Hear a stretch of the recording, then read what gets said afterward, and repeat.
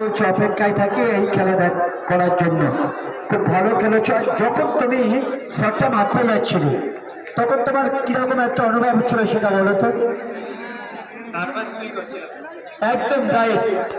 জানে আদম ভাবছো এবারটা আমাকে গোল করতে হবে, ম্যান অফ দ্য ম্যাচ নির্বাচিত হয়েছে এবং তোমার টিমকে পরবর্তী খেলার যোগ্যতা অর্জন করিয়েছ।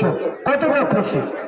প্রচন্ড খুশি, মানে প্রচন্ড খুশি, হ্যাপি, তাই তো? ম্যান অফ দ্য ম্যাচ নির্বাচিত হয়েছে খেলোয়াড় আদম। পিটি তরুণ সঙ্গে আদমের হাতে ম্যান অফ দ্য ম্যাচের পুরস্কার তুলে দিচ্ছে।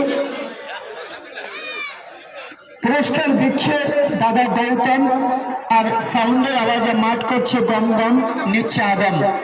সবাইকে বলবো করতালি দিয়ে অভিনন্দিত করুন। অসংখ্য ধন্যবাদ আদমকে, ধন্যবাদ গৌতমকে, ধন্যবাদ।